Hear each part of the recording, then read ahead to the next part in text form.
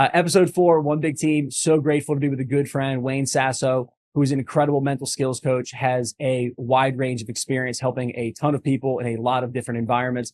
And I know that we will have a conversation that has power, that has influence to really set people up, especially in the realm of mental skills and wellness. So I'm fired up. Anytime together with you is good. And I appreciate you coming on. Maybe I'm so excited to do this. As we just talked about, like every time we have a conversation, I always leave just like so energized and so produced. And so I'm really excited. I love it, brother. All right. Well, I know your background and I know the wealth of knowledge that you have. Can you kind of just go into your experience, and you can go, let's just start with pursuing the master's in sports psychology and then everything up until now. Yeah. So I was on the right over here trying to figure out like how to start to talk about the path and the journey. And I think a cool way to start it is talking about like how I got exposed to the field. Yes. And it also ties into like where we met. And so for me, it really started on the lacrosse field. Yeah. And so for me, it started, long story short, being an athlete that struggled with performance anxiety. So in hindsight, it was the roots were really around like lack of preparation. Yeah.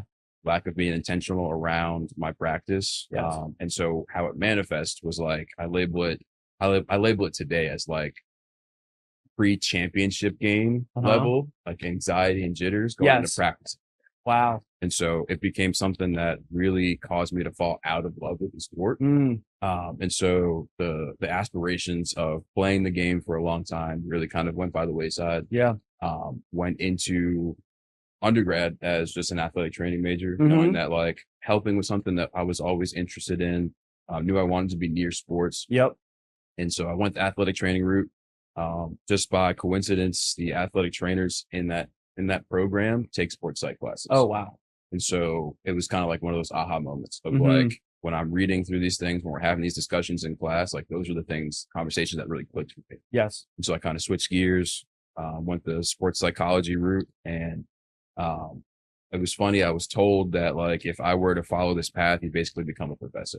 Wow. So like immediately it was like, not what I want to do. And so it was kind of like this, like contrasting of like what I wanted to do, but like what I was passionate about. Yeah. And so I just kind of, kept the faith and kind of followed through with completing that program and then applying to master's work. Yep. For me, it was, looking back now, it was really about finding a way to be an embedded practitioner. Yeah.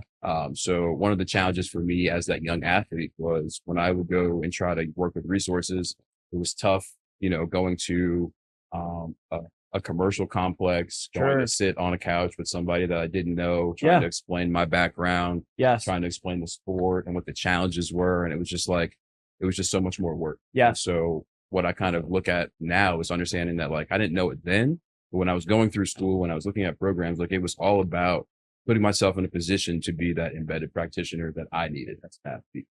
I know there's so much more to cover in your career and what got you here, but there's like 5 nuggets that are so good there. Let's go with embedded practitioner because I get what you're saying and I see the benefit of having, the role that I play in a kid's life, being on the field with them, being so close into different environments with them. Can you just talk about that concept of being an embedded practitioner? Yeah. I think something that, and it's a hot button topic, is this idea of resilience. Yeah. And for me, embedded practitioner is really about being proactive. And I think a lot of resilience is about being proactive. Yes. And being an embedded practitioner means that, one, I've already laid the foundations around the relationships. Yep. So people don't have to feel like they are stepping out of this comfort zone and into this unfamiliar space to have a conversation with me, because I see them consistently. Yes. We have a relationship. I know about your family. You know about my family. We share jokes. We have, we have things in common. And so we have that relationship built. There's not that wall to break down when it comes to talking about some of those things that can be, really difficult to talk about when it comes to doing the thing that you love and experiencing those different struggles and challenges and fears. And I think having that person that is alongside you, on that journey is really powerful. Yeah. And the visual for those that are watching this clip, the one that I think of, I think a lot of people view coaching as skills coaching, cross coaching, whatever it is. It's like kind of this top down, like here's the coach, here's the player, and they're trying to pull you up to this level. And although that can happen at times, the great coaching, the embedded practitioner is here. Right. And then they lift up together. And that's something I always give that visual to players. It's like, hey, this isn't me here and you here. Right. I'm with you right now. We're going to go up at the same pace. And you're right, that relationship, the trust, communication's better. For communication's better, you can learn more. It goes such a long way. So I love that. And you said that being proactive, right? The key to resilience is being proactive. We love being proactive at the academy, 100%, right? You fell out of love with the sport. And now you can probably, as an adult with your experience, go, I had nothing to do with the sport. It had everything to do with the skills that you didn't have, right? So I'm sure that really motivates you. And again, it's the skill set, right? It's mental skills. It's working on your character. It's working on your lifestyle. What are the things that you could say, all right, if I could go back and give myself a quick session and be that embedded practitioner, what would be like the one or two things that you really know would have benefited you? I think the most powerful would have been to have a plan. So I was an athlete that it's funny. I think it's funny. I was an athlete that thought I could just show up and play. And I was not the athletic specimen to be able to do that. I wasn't the person that could just show up and perform at a high level. But that's how I approached the game. And so for me, that I think the one thing that I would have given to myself is to have a plan, is to understand like what it is that I wanted to achieve and then work backwards. Step by step. What does this year look like? What do these next 6 months look like? What should our off season look like? What can we be doing today to work toward those goals? As opposed to looking at the clock and being like, oh, we got practice in 30 minutes. Let me, get out there and see what I can do today. And to me, that's so cool because you write down the plan. And this is what we talk about, the language of mental skills and how they're all interconnected. We write down the plan, and then that's going to enhance your self-talk in the moment before the game. It's going to give you a planned response, which is going to help you be more mindful and intentional. It's going to involve goal setting, which is going to give you a clear mental image. That's going to help enhance your focus. And then when you fail, you'll have a different perspective. And so you also said about your failures, right? So like not being prepared and those things. And I think about this thing that comes up for me. I try to tell my players all the time, right? Failure's your teacher, failure's gold, failure's feedback. And sometimes I say failure's rocket fuel if you look at it the right way. And it really is the ultimate teacher, right? So if you had the embedded practitioner and you're like, I got these nerves that I can't control before practice, right? It's like, okay, that's the teacher right there. What is it teaching you? How can we better understand it? Absolutely. And wow, so powerful to be able to do that. And even when as simple as a kid messes up a tactical skill, you're like, oh, I dropped it with my left hand. So what's that telling you? What's the next level for you? I got to go make a plan to work on my left hand. It's incredible how many people struggle to transfer failure into action and into growth. Might be one of those secret success formulas to life. What are your thoughts there before we move on to the next stage in your career, just about failure and turning a setback into a comeback and that type of mentality? It's funny. You were talking about the feedback is right there, and it was so loud. Feedback is right there. The feedback was loud, and it was the loudest stepping onto the field going to practice and it was just a matter of not listening to it. And I think having like the words and the concepts to understand what it was that I was experiencing probably would have helped me to kind of work through around addressing just those feelings in the moment. But then also having a concrete plan to move forward, to not just like wake up the next day and just hope and pray to God that I wouldn't have those same feelings. That's such a good point. Yeah, you're right. It is a framework. It's a language. And, one of the things that we've done for players a lot, and the teams especially, we show them the wheel of emotions and just go through some simple exercises of identifying what it is that they feel at different times. That, to give that to a teenager, I mean, wow. And I'm 31 years old, and even just the other night, I had a profound experience navigating my own emotions, and I was like, wow, and these things are really telling me something. This is a whole system. I can really learn from these feelings. And unfortunately, I suppressed them, for a long time. If I didn't think it was productive and moving me forward in that moment, I suppressed it. It would obviously come back later in different forms. But yeah, being able to give that gift to others might be, I know you've benefited from it and you feel that impact. So you finish up at West Virginia. You're on this path now of wanting to become an embedded practitioner to serve others in the way that you would have most benefited from. Where did that lead to you next? So led to a master's program at Boston University with a specialization in sports psychology. Chose that program because they gave you really good exposure to the practical side of things. So we had a ton of internships. Any of the BU people will tell you that like we were burning it at both ends. Sure. So we would work a traditional mental health internship. So I worked at a social skills group, like a company that worked with kids on the autism spectrum, teaching them social skills.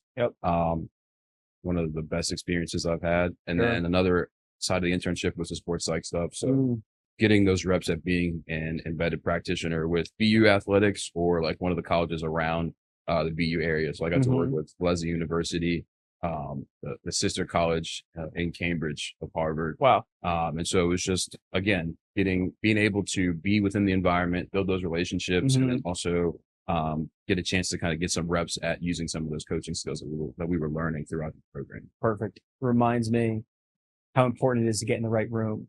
And I'm sure you've given this advice to parents when you were working in the sports space more. One of the best things I think we can do for our youth is put them in the right environment, right? Because I think we have kind of have a philosophy. I think a lot of people do with behavior change. You change for like one of three reasons, right? Pain, pleasure, or environment. So the pain is so bad that I don't want to feel this ever again. Right. And I'm willing to make some serious change, make a plan, whatever it is, seek help. The pleasure of the accomplishment is so good. The motivation is so strong. Right. You've tasted it. It's like, oh, it's worth it to be disciplined. It's worth it to work on my mindset, whatever the lifestyle changes. And then the other one is you just get in the room and you just start acting like different people. You start walking differently, start talking differently. And I think that one is the most fluid and maybe the most powerful. So that's the power of a great team culture, great mentors. So you got in the room with some incredible people in that experience. Who are some people? And it might be from different times in your journey, but maybe at that time that you really were so grateful to be in the room with them. And you were there going, wow, like I'm changing. I'm evolving because I am in proximity to this person. Yeah. So it's funny that one of the conversations that we had was about mentorship. And you spoke about someone that you've gotten close to and provided you great guidance. And leaving that conversation, I recognized that one, that was like one of my biggest regrets. And also like, it's kind of a gripe that I had leaving that program is I kind of felt like I kind of left feeling like I didn't make those connections. And so having that conversation, I really was trying to be intentional about like figuring out who those people could be. Sure. And so it's funny because it's something that my dad has always talked about. He like thinking like going back to my freshman year of undergrad, it's been something like, oh, send this person your resume, reach out to them, ask them to go to lunch. And I always would look at him like, what are you talking about? Like that grown man does not care what I'm doing within my program. But recently, one of his fraternity brothers that he put me in contact with, he's a former military psych. He runs one of the biggest psychiatry practices currently, and he's been a great mentor for me. As since I've stepped into this first responder tactical community space. One, to kind of just help me better understand the landscape, understand the different things that I should be looking out for, how to progress my career. Because I'm at a stage where like I'm doing all the things that I wanted to do. Like I've done it, but I'm not done doing it. Trying to figure out like what are my next steps. And so Dr. Smith has been a really big influence on me to try to figure out how to continue my own personal growth and how to continue to stay sharp. So powerful. It's so freaking powerful. And I think I gave this example my first episode. My business partner mentor, I realized this years ago. I just go, there's just no way I could ever accumulate his experiences, his knowledge. Right. He's got 20 plus years of life on me, but what the rooms that he's been in, the experiences that he's had, specifically the trial and error that he's had, just provides such an accelerant to my growth. Dr. Smith does that for you. It's like, man, like we need that in society. We need to be talking to our elders and people who've been there before. And I do think that is something that it's a side subject from mental skills, but in regards to our culture, compared to other cultures around the world, we've kind of shunned the elderly. We put them away, and a lot of other cultures around the world they're very integrated in those communities. And I think that wisdom is much more present. So maybe we can make a reversal there. That's something that we can do to gain wisdom from the wise. I think as a culture, we don't do it well. Yeah. It's so powerful. It's so needed. We'll make some change. We'll make some, because I'll tell you what, I'm not going away. When I'm 100, I'll be in the room and I'll be talking to somebody, giving some advice. All right. So you're up in the Boston area, incredible, different experiences, working on mental health and then getting into the sports field. What was that next phase for you? So graduating from the master's program, I kind of had a mentality of, I'm done with school. Now I'm a practitioner, and just kind of waited for the phone to ring. Didn't ring. And so I really took a step back and was recognizing the fact that like I wasn't doing the work full time. And so it was something that I was still passionate about. And so I was going to take, your regular 9-to-5 jobs. Sure. And I was going to do this as a passion project so that I was getting experience, was getting exposure.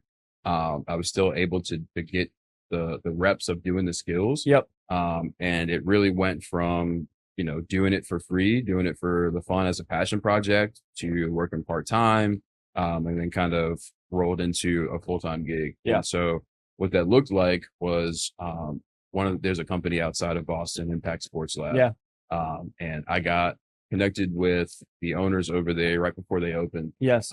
And their structure was, one of the owners' son's son is a really great soccer player. So they had experience going to play overseas, and they liked the structure of the soccer academy. Yes. And so they wanted to bring that structure here, where they housed a bunch of different specialties and kind of had like that membership mentality where kids could come in, they could do their homework, get tutoring, they had a hangout space, do the strength and conditioning, and then do mental conditioning on a bookend session. So whether it was before strength and conditioning or out.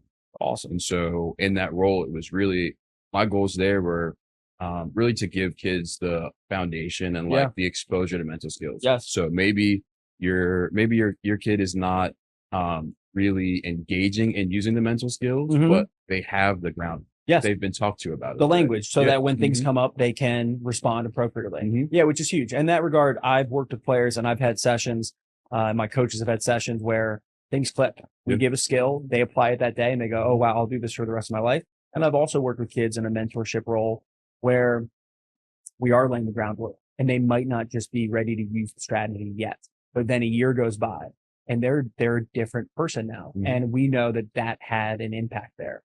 I remember following you on Instagram and Impact Sports Lab and loving the work that you guys are doing. Also with the academy model, we pulled on themes from the European soccer academies as well. Very intentional, curating the environment, a holistic approach, like really comprehensive stuff. So I know we benefited from studying that. And I do remember reaching out, and you sent me some stuff that I began using with teams early on when I started. And I've also said this before on other episodes, every great coach enhances mental skills. So the best coach that you ever had, in some capacity, they enhanced your mental skills. They just probably didn't explain it, and they didn't have the texture. They didn't know they were doing it. Maybe they made you feel more confident. Maybe they helped you focus. Maybe they helped you discipline, whatever it is. And so I was always really into that side, but I didn't fully have the language. And then when I began going, oh, there's a framework here, I can really enhance my ability to serve others. I do remember you sharing some PDFs and beginning to use those with players and the team I was working with. And that was one of the early experiences where I was like, I forgot about that. What are we doing spending all this time on the field? We need to get in the lab. We need to be studying the mind. So that was really impactful. And, arguably that could have been one of those butterfly effect moments that like has put me on this path, which is a beautiful thing. And now we're back here in this moment. Look at us. Look at us. Look at us. I love it. I love it. All right. So you're at Impact Sports Lab. Crushing it. And I do remember following your guys' content, and it always looked like the environment that I wanted to be a part of. And I know I would have benefited as a kid. We had a blast. Yeah. It looked really cool. What was next? So COVID was a catalyst for us. Hit us hard. Sure. Shut everything in-person training and stuff. Oh man. And so at that time, I was also kind of juggling outpatient therapy. And so with COVID, it was like my phone just didn't stop ringing. And so I quickly recognized that like for me and my relationships, like I couldn't be doing this. And so I started to look at things that were more concrete, things that were more consistent. Yeah. And I had some friends that were working in the military space. Yeah. And I called a few people and like asked them what their experiences were like what those roles, what the roles looked like, what they were looking for. Yep. And so I really started to dive into what those opportunities look like. And one I came across was working with aviation, working with fighter pilots. And from an early age, I've always like loved space, loved NASA. And I was always like a secret dream of mine to work for NASA. Cool. And so when the opportunity came, when the emails, came back and we're setting interviews, I was like, I mean, I guess the step under NASA would be, would be working with the Air Force. Yes, and so, I think it's a challenge because these bases are in places that people don't typically live unless they're working with those populations. And so, it was, the reality was, hey, like if we get this job offer, like one, it's going to be really hard to turn down, but it would also involve us moving from Boston to Tucson, Arizona. Yeah.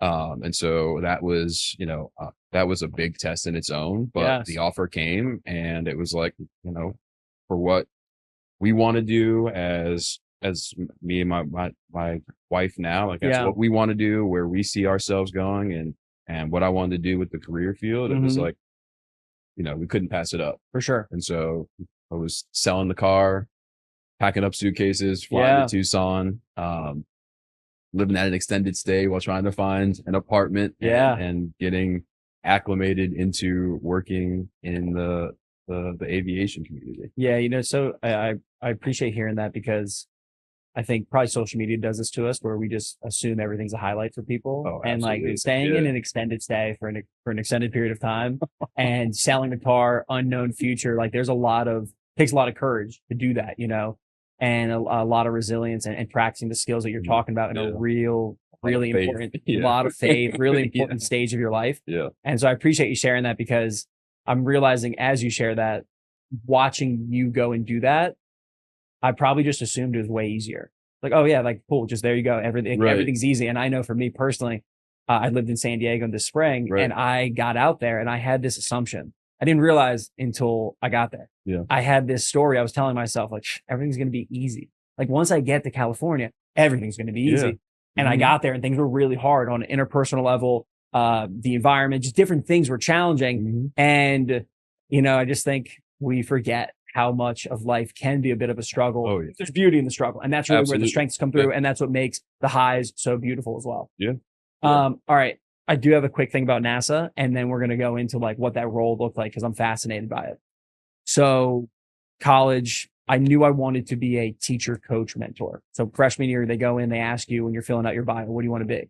And I wrote down teacher, coach, mentor. Yeah. And wasn't sure what that was going to look like. As I got closer to graduating, I knew it wasn't formal teaching. I just wanted to be in a position of serving others with my life experience and things that I've accumulated. I really didn't know what. So then it's senior day, graduating, last game of lacrosse, and you fill out the bio and they read your names. And it's like a ceremony on the field, right? Classic senior day stuff. So it's like, what are you pursuing career-wise? And all my buddies had jobs lined up. And so I wrote down, Michael has accepted his dream job to go work for NASA as an astronaut. And they read this on senior day on the field. Okay. So I'm out there with my 9 friends. We're graduating. I'm with my parents. My parents have no idea what they're going to say. We go there and they're like, Michael Mabry, majored history, 4-year starter, blah, blah, blah. He is moving on to accept his dream job to be an astronaut at NASA. And all my buddies just start dying laughing. Right. And I'm like, yeah, and my parents laugh. Okay, cool. And then this is the best. Later on, like the banquet, a mom who's known me for years, she goes with my mom and she goes, I had no idea that Michael's been studying to be an astronaut. He's going to be an astronaut. It's incredible. And she looked at her and was like, Sue, are you kidding me? Like, are you kidding me? You've known him. You think he's going to be an astronaut? And I always look back on that. Yeah, it was fun. It's so cool that was a dream of yours. And then you're right, one step below. Wouldn't be surprised. Next thing you know, you're teaching mental skills on the moon. Hey, we'll keep it all. I'm not against it. Yeah, we're going to keep all possibilities open. One Big Team podcast is powered by Mabry Academy. We are the leaders in comprehensive player and personal development. We are experts in preparing you today for where you want to be tomorrow. We have two big programs. We have our lacrosse program where we run comprehensive one-on-one long-term coaching, college roadmap program, and the best group training in the country, specifically right here in the DMV area. And then we also have our mental performance department, where we also work in a one-on-one capacity with teams, schools, and club organizations. And we have multiple virtual programs that you can access right now. Please check out MabryAcademy.com if you are looking to up your game and take it to the next level. Appreciate you. You're working with the Air Force. Please go into the details of that role, your responsibilities, the things that stick out to you the most, what you learned from being in that environment. And then I'll pull on some themes from there. Yeah. Before I get there, side note, moving from Boston to Tucson, it was like you were on Mars. Yeah, totally. So different. So different. Yeah, absolutely. But the role. So it was, the team that I worked on was modeled after an athletic department. Cool. So the program itself was designed to support fighter pilots. So I worked on a team with a strength and conditioning coach, an athletic trainer, a massage therapist, a nutritionist, a sports med doc. Wow. All as resources for fighter pilots. So cool. And so it was, again, an embedded position. So I worked immediately in the squadron. I was responsible for a schoolhouse squadron. So a squadron of instructor pilots and student pilots. That was where I spent most of my time. One, teaching mental skills to student pilots. Yeah. But then also teaching those same skills to the instructor pilots so that they had the same vocab, the same language. Yes. And then they could kind of leverage those different ideas when they were out performing in the jet. And then I also was responsible for providing mental skills to an operational squadron. So guys that would go down range and actually engage in combat, which truthfully, I didn't get to work a ton with. I really recognized that I could probably have a greater impact working with the students. Sure. And so that's where I put my focus. I love that. And so I spent most of my time working with students. A unique part of the role was integrating some of the different visual cognitive skills into strength and conditioning. So we spent a good amount of time working in different hand-eye coordination skills into the rest periods of strength and conditioning. Wow. And so it was kind of cool to do that. I think we gathered a ton of data. I didn't do anything with it. I'm sure that the program has since done stuff with it. Yeah. But for me, I saw it as an opportunity to build those relationships. Yes. To get to know people. If anyone that has done strength and conditioning or done personal training, those people are often seen as counselors. They do a ton of counseling. They have a ton of conversations. And so I wanted to be right there having those conversations. Yes. And so as those different challenges, as those different perspectives came up, be send that person to me, or you know what, we should meet after this. Let's spend some time kind of working through those different types of things. Working with that population, I had some preconceived notions. So I've seen Top Gun. Yeah. I was I'm going into an environment where everybody's going to be type A. Everybody's going to be competitive. Everybody's going to be pretty confident and cocky. Yeah. And some of those things were true. Sure. Type A, super competitive. But what surprised me was the way that they went about it. So instead of, and maybe this was my own anxiety kind of creeping in, instead of seeing themselves as, not needing any help, instead of seeing themselves as having it all together, they were the first people to really utilize the resources. Yes. If I had a specialist down the hallway that has spent 6 to 8 years perfecting their craft, whether it was strength and conditioning, athletic training, mental skills, I'm going to go use that resource. Yes. They're going to have experiences. They're going to have things that they know that I have not spent time exploring, and I'm going to go listen to what that person has to say. I love it. And that's what they were all about. Oh, that's so great. There's a couple of things there. One is, unfortunately, I've had the conversation over the years, former players, they go on great school that has a ton of resources, sports psych being one of them, and they don't use it until senior year when they get to the maturity of being vulnerable, of being open, of being curious. And that's one. And they always say, oh, if I could go back again, I would have gone in there on day one. And I completely agree.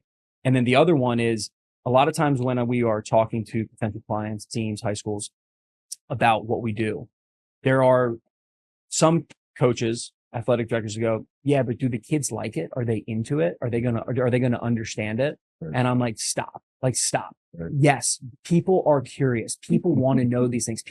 They have a drive to improve and take care of themselves. Right. And the kids love it. Also, we do it in a fun way, in an enthusiastic way. We engage them. We speak their language. But what you just described there, the best performers in the world are curious, want to learn, are open to feedback. And one of the things that I work on players with, if I identify, especially if it's an area to improve, but even if it's a strength, how coachable are you? Absolutely. Then let's talk about what coachability is. And let's talk about strategies, a plan to gather more information, to seek out more guidance from your coaches. Right. And when they do that, they grow faster and they enjoy the process more, and their relationships grow stronger. And then your relationships are better. That has such a transformative impact. It's incredible, Holistic. So I'm really holistic. Yeah. And I'm so happy to hear that that's the thread that you pulled on. And the thing that you noticed was, because I could see how you go into an environment, the 1% of the 1% in this craft, they probably know it all already. What are they going to want to learn from me? Because I didn't fly the plane, but their willingness to learn from others, and all great people have that quality. Right. I can't really think of somebody who is unwilling to learn from others that is at the peak of their performance potential and just makes life better. Right. Yeah. It's those little incremental changes that help them to kind of get that 1% better. Yes. But it really clicked for me because of the stakes within that environment. Like, you can't have people in that environment that aren't willing to take coaching. You can't have people that aren't coachable in that environment, because they could be catastrophic. Yeah. So that would be the leadership of who you're working with when they're seeking out their, in my world, the players, right? But their pilots, right? Their officers, whatever the technical term is, they're looking for people that are highly coachable, because that's the only way that they're going to complete the mission. It's dangerous if not. Yes. Yeah. Oh, it's such a good point. I love that. Even in athletics, it's still dangerous. Yes. They still have a toxic culture with people that don't want to learn and won't take accountability. Absolutely. It's still dangerous. It's just the stakes are a little different. I'm totally going to pull on that when I go work with teams, because I have a good friend. He's a Navy SEAL. He came out to speak to one of the teams that I work with in San Diego. And the big theme was fundamentals, right? So it was, he assumed that being a Navy SEAL was everything's advanced. Oh man, I'm going to be so advanced. And all the older guys, the mentors to him, keep it simple, stupid, fundamentals, basics. Yeah. And you become a master. And that's the beginner's mind, right? Being open to, essentially learning the finest details every single day with a curiosity, with just a drive to understand it at the highest level, which is so cool. So whenever I have these conversations about team dynamics, about communication, about this, like accountability and learning from mistakes, one of my examples would always be the Blue Angels. And they just recently came out with a documentary on Amazon. Okay. And so if you haven't seen it, I will. Like, it is just the visuals around the stakes that they have and the stakes that they operate in. But then you also get a look behind the scenes at like their day to day and how they approach getting into those situations. And so it is so humble, so honest. It is constantly learning from mistakes. And it's done in a way where people trust each other. It's done in a way where people can get feedback and not feel like it's a personal attack, because we are all we're all here together trying to improve. I think I love the art of asking a great question, and I will continue to get better at it in this setting. But one that's coming up right for me now that I will use with players today is, what mistakes did you make that are setting you up for the future? What mistakes did you make that are going to build momentum? And that's just a question to allow them to start to transform their perception of mistakes, which in sports is a big thing, right? That's a big hurdle to get over for a lot of people. And maybe for you, just could be recently, could be in the career. What was a mistake that you made that you can now look back on and go, oh, that was the best mistake I could have made, and it accelerated my growth. It's allowed me to become the person I am today. I think a big one, So initially after graduation, my wife and I, we moved to Charlotte, North Carolina. And how you talked about your move to San Diego, just thinking about how everything's going to be great. That's the mistake. Yeah, that was the mistake for sure. But it was a good mistake. Sure, so yes. Was the lessons were there. They were loud too. Yeah. And so the mistake was, again, just thinking that they're going to go there and everything's going to be great. And just the jobs didn't line up well. Like, loved the city, loved the town, but just like I didn't set myself up for success. And so it made things as a professional and as a partner just really challenging. Wow. And so that was gained a lot of information from that trip about how to move forward in my professional life, about how to, just the responsibility of being a partner and the responsibility of having to have a plan, having things, set up so that we don't fall into that same mistake. Yeah. It reminds me of the mistake that teams can make when they think they're just going to go beat up on a team. And I've seen it before many times. The conversation, the coaches fall guilty of it. They're like, oh, we're going to kick the shit out of this team, better than them, this, that, and the other. And it's not the best team that wins. It's the team that plays the best. Yeah. And that I've seen so many times how that mentality going into the game, other team makes a few plays. Now expectations versus reality, it's like really rattling. Yeah. And so I think that's a really good mistake to learn from, not assuming things are going to be easy. Yeah. I think I think the safe, strong approach is, I know I'm going to be good. I know I can do difficult things. I know that whatever life throws at me, I'm going to turn it into fuel and growth. And I'm excited for the experience, but I'm not assuming it's going to be easy. Right. And I think that's a really healthy perspective to have. All right. So you're in Tucson, working the Air Force. You talked about the cognitive skills in the weight room, which is really unique. What were the mental skills that the pilots maybe benefited the most from, or the ones when you got feedback, they were saying, hey, this is really helping me? So a big one is like the idea of segmenting, or the idea of focusing on what's most important now. One of the things that was shocking to me was just like the amount of information that they are responsible for, receiving, understanding, kind of processing, and then also reporting out. Like, if you look at just like the cockpit of a jet, like there's so many not like dials and knobs and gauges. They've got 4 different radios going at a time. And like, they're also responsible for just like looking outside of the jet and being able to see things in the distance. And like, there's just so much going on. Sure. And so really being able to understand like what is most important in this moment. Yes. Being able to focus on that thing. Once that thing is done, kind of being able to zoom back out, get awareness of my situation, of my surrounding, and then focus on that next thing. And so I think it's something that was a big part of that process, something that, the experts did really well. And I think it comes with experience. There's also something that I see in the current role now is like just being able to understand, like, and I think it applies to athletics as well. So absolutely, not just focused on the end result, but being able to focus on what is most important in this moment. That's kind of helped me to kind of meet that goal. Kind of finish what it is that I want to accomplish.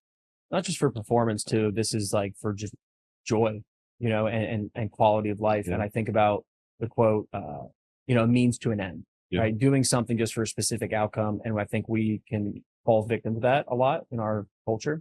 And then the reverse of that is treat nothing as a mean and everything as an end. And that is something I try to come back to. And it's just this right here, right now. It's complete. And I'm going to give my best effort, energy, focus, attention to it. It's the game. That's like probably one of the biggest games of life, right? It's just coming back to the present moment, controlling the controllables. But the segmenting piece, but there's also a proactive nature of that. And essentially, I'm sure some mental imagery there, or just getting clear and going, all right, step by step, this is exactly what's going to happen. It's talking about what you really would have benefited from.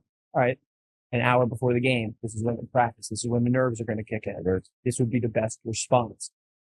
Then you get on the field. This is what is going to potentially happen. This would be the best response, right? Visualize it. This is the self-talk that you can use at this moment.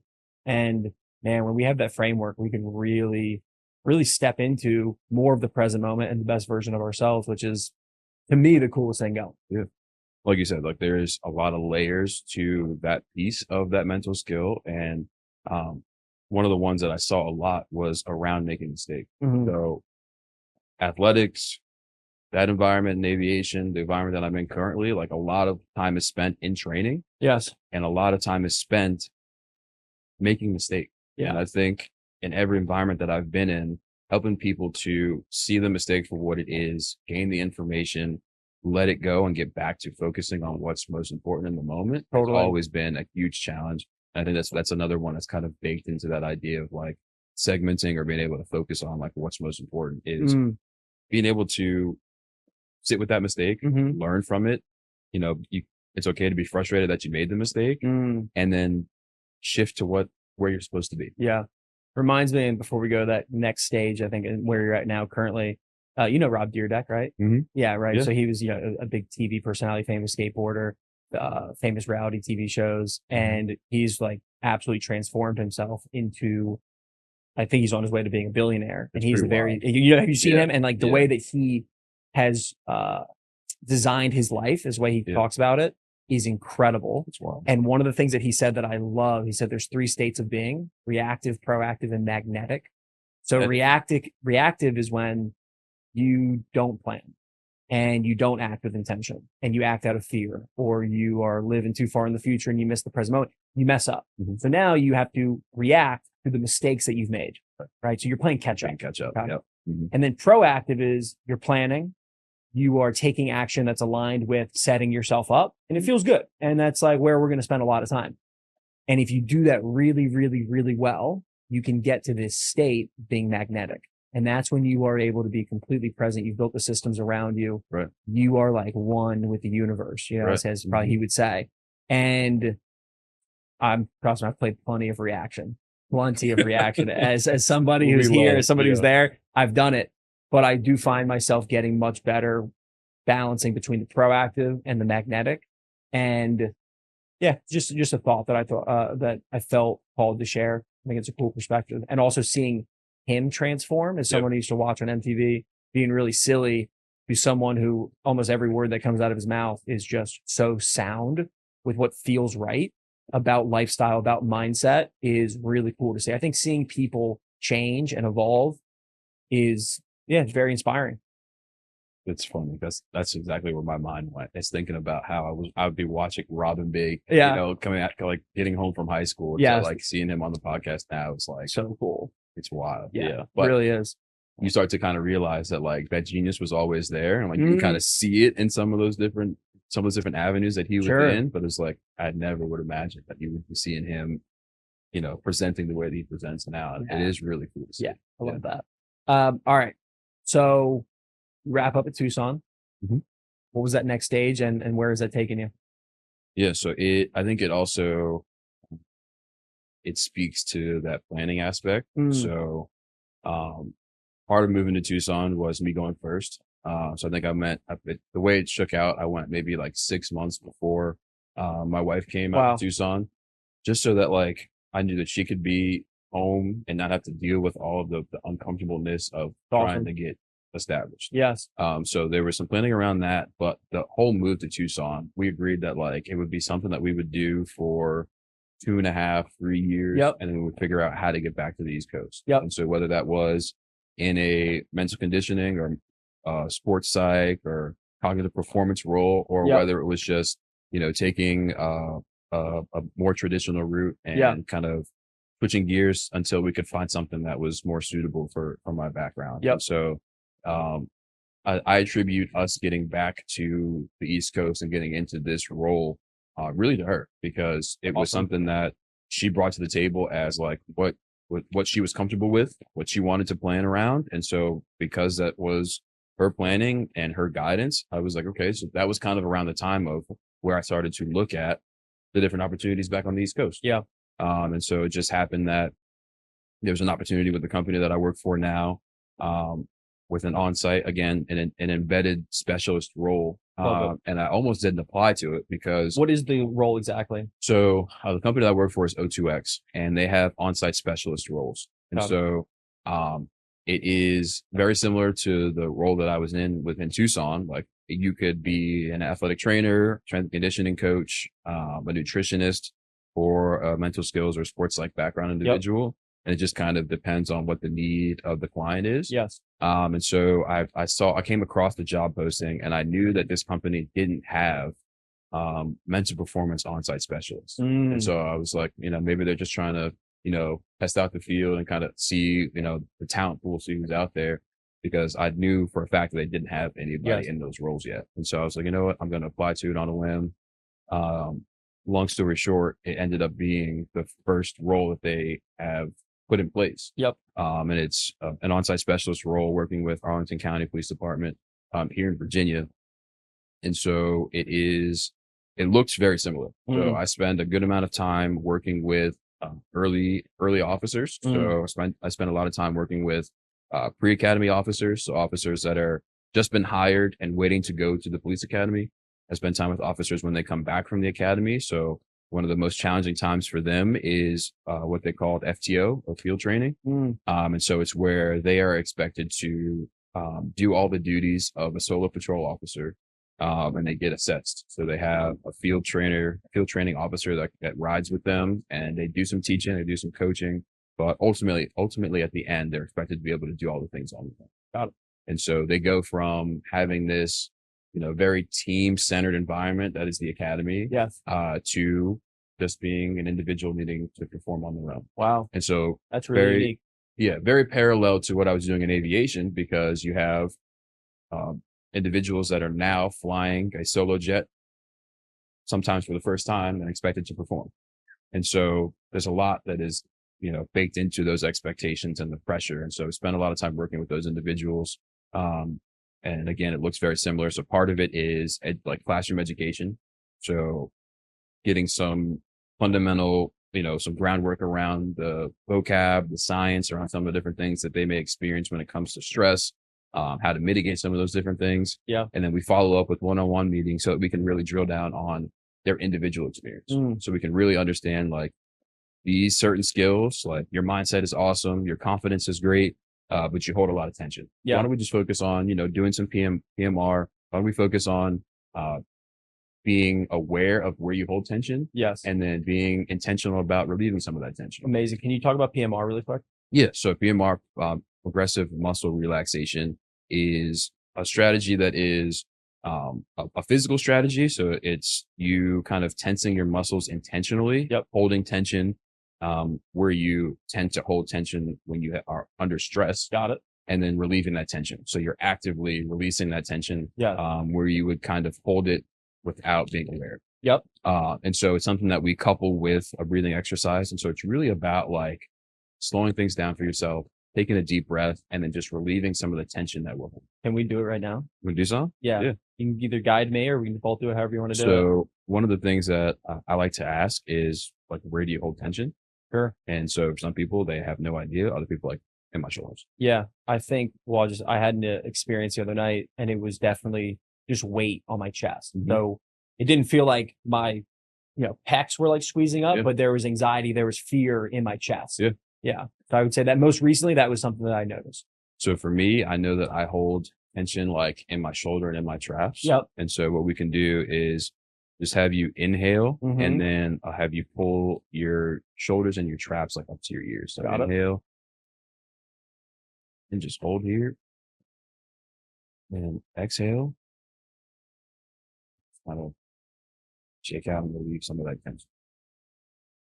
And so I know for me, like, just being able to do that a couple of times throughout the day, just kind of build it as like a reset. Yes. I know it helps for me. And so my job is relatively stress-free. I'm not, constantly in danger. Yeah. And so I know that if it helps me to kind of get some relief around the stress that I experience, if I have heightened levels of stress, if I'm having to, be a problem solver out on the street, like, I think being able to use the space, like, between calls or during downtime, kind of just take a few deep breaths. No doubt. Shake out some tension. Yes. Kind of help you to kind of reset and be at a more consistent baseline for that next call.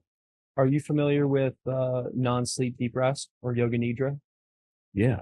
So that's a practice that I've been engaging in a lot since I went to California. I was doing like 3 times a week there at studios.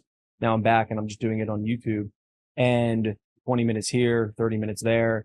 I do it pretty much every single day in the middle of the day. And what I'm noticing is for years, if I was getting tired during the middle of the day, it could be for any reason, coffee, just rev it right back up, right? Right. And yeah, not a problem. Just rev it right back up. And just over the past 6 months, really learning that that hasn't been serving me as well as other strategies would and are. Yeah. So that practice, very deep rest, slow breathing, relaxation. Some of the guidance has PMR in it, but a lot of it is detailed body scans and moving your conscious awareness to certain parts of your body. And what I've also realized that that's helped me with is the other day, I was feeling this fear and this anxiety in my chest. So I noticed the tension first. And this is all happening. It's like, I was being proactive by doing yoga nidra, non-sleep deep rest. And then all of a sudden I had an experience. I'm feeling something on my chest and I go, like, where is that? Yeah, it's my chest. What is that? Yeah, it feels like fear. And, practicing emotional intelligence, practicing some somatic breath work. Like there's things that I'm doing now. I was able to move through that. And I feel a hell of a lot better than I would have. And I also realized that the old me would have just, I would have found something to do. I would have go on social media, or I'd have been like, oh, I got an idea. I got to go do something. I got to go be something. And instead of using that experience. So again, those are things, this is what I feel so called to not just teach myself, but to be a force of pushing this at the forefront of really our education system. All right. So what do you think about, like, what does that look like to you, the future of our education system? Like, what do you think, what would be some of the benefits if we began to teach mental skills, PMR, mindfulness as the core of our curriculum at the elementary school age, all through high school? So a few things that I want to hit on. So first, humble brag for Arlington. Yeah. They take wellness very serious. Arlington PD. Police Department. Yeah. So Yoga Nitra. So they have this woman, Claudia, who's I gotta go. I mean, like, maybe not with the police department. I don't know if I'm welcome, but I gotta meet Claudia because I haven't found a Yoga Nidra practitioner. She's a force. I love it. So she teaches a class twice a week. And the first time I took it, I can't wait. I'm so pumped. First time I took it, snored. Oh yeah, for sure. Yeah. Loud. Yeah. Loud. I snored. And so humble brag there. But to answer your question, man, there's a couple of things baked in there. When you talked about your own experience, I think a part that I'm recognizing with mental skills is that some people feel like when they engage in the practice of, working on their mental skills, it is that they are eliminating an experience. Eliminating an experience of that fear, eliminating the experience of the anxiety that they experienced. And it's so much more of being able to work through it. Yes. And I think to answer your question about it being put into schools is having some of these different exercises, the body scans, just the self-awareness, whether it's you're somebody that journals or just kind of, jots things down for yourself, equipping young people with the ability to understand what their experience is. Unbelievable. And it's so maybe we don't rid people of experiencing anxiety. That's not my goal. We don't rid people of engaging in fear or experiencing fear. You're allowing someone, or you're giving somebody the skills and the tools to understand, like, whoa, I'm experiencing fear in this moment. Yes. I know that typically, doing some PMR, I know typically kind of creating some space, whether it is leaving the environment that I'm in or just kind of taking a deep breath, zooming out. Like, I know that these are the things that tend to work for me when I experience this experience of fear. Yes. And I think providing those skills, providing that experience where you give people the opportunity to better understand their own process, like, it's great for performance. It's great for sports, great for athletics. But as a human being going through life, it'll change the world. Yeah. It will absolutely change the world. And I think we look at the state of our country right now. There are a lot of factors that have played into where we are. And some of those things, big tech, social media, and smartphones, they've obviously impacted an entire generation, an entire world in a lot of ways. And unfortunately, we're finding out more, and a lot of, probably, it's hard to say, more harm than good. But let's just say there's been some things there that we need to now address so that we can get back to being our best. And I talked about this on a podcast a long time ago. the ultimate thing is being able to manage yourself. And you don't just fall into that. Right. It's complex yet simple, but it needs to be taught, and it can be taught. And I've seen it be taught. And I've seen 14-year-old kids tell me their core values. I've seen 14-year-old kids be able to practice mindfulness and self-awareness. And, also like what you said about, we're not going to get rid of anxiety. Here's a perspective. My mentor told me one time, he goes, see, the problem is you let your anxiety run you. So he's, kind of give me some harsher feedback. He goes, I use my anxiety as a trigger, as a warning sign that I need to go take action. And and I'm like, dang, I heard that a long time ago, but I didn't implement it. Like maybe I wasn't ready, but now I am. So when I start to feel that, I go, oh, something's up. What do I need to address? What do I need to do now? Thank you for getting me more focus and giving more energy to go execute what I need to do. And same thing about a kid. And if you lack the communication skills to have a vulnerable conversation with your coach, you could go, or for you were up in Boston and maybe you weren't willing to have that conversation with the mentors around you for whatever reason. And you look back and go, man, that could have served me in a lot of positive ways. That was just a simple lesson in the classroom. Right. And same with failure, right? If a kid fails on the field today, and I'm going to have a bunch of kids that fail on the field today, and the ones who are really sound with their perspective on it are going to come back and be like, yeah, this is what I learned. Great. Can't wait. And they're motivated and they're excited. And then there might be other kids all around the country playing all different sports today that are going to fail. And because they haven't taken the time and been educated on this perspective, on a strategy to grow from failure, they're going to get stuck and frustrated. And yeah, man, we got to get it moving. I think we're going in the right direction. Yeah, absolutely. And I love your point that like your mentor gave you some harsh feedback, but it wasn't the first time you heard it. Yes. And I think that's also, like we talked about, one of the goals is like, sometimes we can just be that first conversation. Yes. Maybe it's not where the thing clicks for the student or the athlete or the operator, but like they've heard it before. Yeah.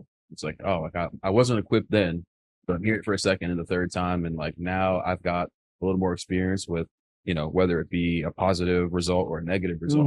And I'm aware of those things. I have a process around kind of assessing those experiences. Now I'm able to kind of use that feedback and really elevate my game. Yes. And I remember you're absolutely right. We chatted yesterday briefly and I said, what psychological skill are you teaching the most or seeing the police department use most effectively? And we went into breathing. And we were like, man, how simple is this? Again, simple. And so I want to spend a moment talking about breathing and how you are teaching it now, how you see police officers integrating it, and then how we can maybe inspire other people to do some PMR, to do some specific types of breath work, whatever it might be. Yeah. So one of the things so when I get into an environment, we talked about this before, I ask a home question. One of my goals there is to learn. And so one of the things that was told to me, and one of the first sessions that I had was this idea, and it stuck with me, of there's always a ride to the call, meaning like there's always a moment before the performance moment. And so that's the moment those are the moments, those in between moments are the moments that I tend to target when it comes to taking a deep breath. Got it. Smart. Yes. When it comes to slowing things down. How'd you phrase that again?